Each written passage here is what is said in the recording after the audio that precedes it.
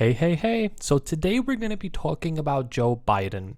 So Joe Biden defines income of $400,000 as wealthy. So let's see this little example that MarketWatch has.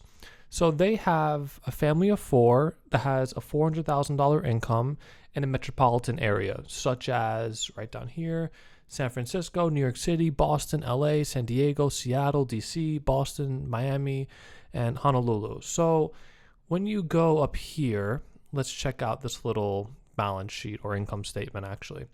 So gross income 400 grand, 401k contributions both spouses, so that's $39,000 a year. Taxable income after 401k contributions 361. Let's just drop it down to here. So they pay 31% taxes, so they pay 104,000 in taxes. So net income 260. Okay. So this couple that has, four people in this family, they make $260,000 in their pocket. Now let's check out their expenses. So daycare, 37 grand a year, preschool, 26,000 a year, food for four, 24,000, 529 plans. So as if you guys don't know, this is actually a plan that you can put your money into for your kids for high school or college. And when you put your money into a 529 plan, you don't have to pay taxes on that money. So if you make like cap gains on those stocks that you essentially buy from this plan, you don't have to pay any taxes. So that money goes to your kids' education. So $18,000 a year into the 529 plan. So here's the weird thing. A mortgage, 3% rate at $1.6 million mortgage, putting down 20%. So if you have, two kids and you're both making, 400 grand together, I think a $1.6 million mortgage is a lot. And don't forget, it's more than that because they put down 20%. So if you're making $400,000 a year, you would not be buying like a $2 million house unless you just don't want to clear any money at the end. So I think this is a little weird. The mortgage section of this income statements, I think that's wrong. Person that's making 400 grand, they should not be buying a $2 million house. They should be buying something, in the low ones. Property taxes, which is 1.24% rate on a $2 million home, 4-bed, 2-bath is $25,000 essentially per year. Property insurance, $1,500. Property maintenance, $2,800. Utilities, $42. Then it just keeps going on and on and on. Life insurance, $1,400. Umbrella policy of $2 million is $540. Car payment, this is the funniest. Car payments for a Toyota Highlander instead of a Range Rover, $4,200 a year. Car insurance and maintenance, $1,800. Gas, it's actually down 50% due to lockdowns, so that's great. $2,400 a year. So overall, they're saying the total expenses for this family is $260,496. So their cash flow after expenses is $34. Okay, so think about that. $34. So if you're making 400 grand a year, this income statement essentially says that this couple is making $34 in their pocket. This makes no sense. No family that makes $400,000 would ever allow themselves to just clear $34.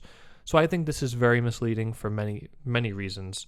Number one, that house is way too expensive. And as you can see, look at the annual right here, $80,000, $81,000 a year on that mortgage. Makes no sense whatsoever. That is way too high.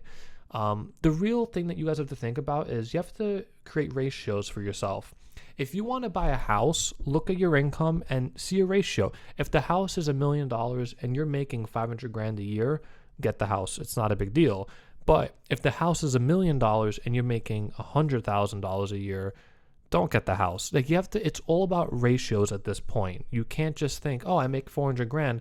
I could afford to put down 20% on a $2 million house and pay $81,000 per year on a mortgage. It just makes no sense. So that mortgage is way too high. And as a, effect of that, the property tax is way too high as well. So this income statement is like way off by over $100,000 right here. So 80 plus 25,000, 105,000. It's way too high for their living. So I don't think any family that makes 400 grand clears only $34. I get it. If you're in those kind of cities like San Francisco, New York City, Boston, you don't have to necessarily live within the city. You can always live in a suburb, in a cheaper suburb if you really want to clear more money. But this is what, this article is really saying that Joe Biden thinks that, that $400,000 considered wealthy income. So he wants to actually bring back the 39.6% tax rate for people making over 400 grand. And right now it's actually 37%. And, I don't know. I think it's all based on the kind of person you are. If you're a kind of person that wants to buy that Range Rover or get the $2 million house, then yes, of course, 400 grand is not, in your budget. To buy that kind of stuff, you have to make 600,000, 700,000. You know what I mean? It's all about ratios at that point. So now let's look at Joe Biden more specifically. So his income statement, his tax returns shows that he has a taxable income of $944,000. So Joe Biden is very wealthy in his eyes. He's making a lot of money. Let's just say that. And over here in this article, the Wall Street Journal, that's his house. He has a house in Delaware.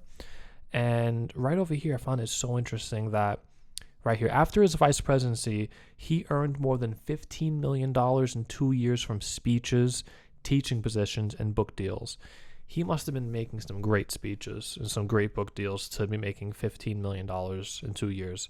That is crazy. But he bought this house, and let's see how much this house is worth. So right here in Redfin, you can see that the estimated value is 1.7 million essentially.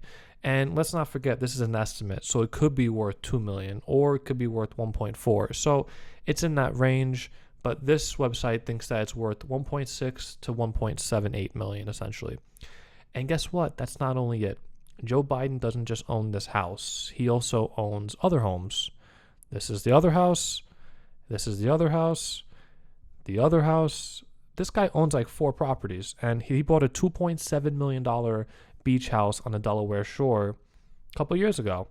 So, he's making some pretty good money. And let's look at the median income by state. So he's in Delaware. Let's try to find Delaware. It's a really small state.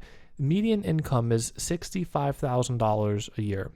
So Joe Biden is making about $950,000 per year, and the average income for his state is $65,000. Put that into perspective, just so you guys know. Delaware income, I just want to see the state income taxes for Delaware. And it's based on this. If you make over $60,000, which is the average income for that state, you're going to be paying 6.6% state income taxes. So that's, how that works there. So Joe Biden pays that much, in taxes. If he goes to D.C., let's check out if he goes to Washington, D.C. Washington, D.C. state tax. If he goes there, then let's see. Let's say he became the president of the U.S., then he would move to D.C., then his state income taxes would actually increase because in D.C. it's actually 8.95% if you make over $350,000, which he definitely does. He makes 3 times that. So, yeah. What do you guys think? Joe Biden makes more than double the income that he thinks is characterized as wealthy. And he owns 4 properties. And yeah, he's making some pretty good money. Let's be honest. In 2 years, he made $15 million. So what do you guys think? Do you guys think that $400,000 is wealthy? Personally, I don't think it is. I think that it is, a little bit above average just because of, think about it. If you have 2 kids, if you live like in a big city like New York City or Boston, if you want to buy like $1.5 million house, then then at the end you make no money. You clear nothing essentially because you have a lot of other bills to deal with. 400 grand is a lot of money though, but I don't know. This guy's making $950 a year. I wish I was making $950 a year. And, that's how it is. I don't know. I think it should be $1 million or up. That's what I think. If you want to make them pay, 39.6% income taxes, federal, I think it should be $1 million or up because it's true. A family of 2 or 3 or 4, it's tough to afford school, and then it's also tough to afford a mortgage, and then college and all these other expenses. It's a lot of expenses to really think about. And at that level, when you're making 400 grand a year, you don't really want to live in a $500,000 house or $1 million house. You want to live in a expensive place. Think about it. If you were that person making 400 a year, do you really want to be living in like $1 million house or $800,000 house? You may think that's a lot of money, but to these people, in their perspective, it's not, because they're making $400,000 a year. So they think, I can buy that $1.5 million house or $2 million house, which of course they shouldn't, because as you can see from this income statement, they can't afford it. If you're making 400 grand a year, you should not be buying a $2 million house. You should be buying some assets that can make you income instead of buying a liability, because that's what a house is essentially. A house is a liability. So that's my take on it. I think that the taxes should not increase with people making 400 grand, especially if they have two kids and they have, college expenses and all these other expenses such as housing, insurance, mobile phone, like all this other stuff that they have to deal with. So yeah, let me know what you guys think. Do you guys think $400,000 a year in income is wealthy, or, is it not enough? Should it be more? I don't know. Is 400 grand a lot? You let me know in the comments. Thank you, and I'll see you guys next time.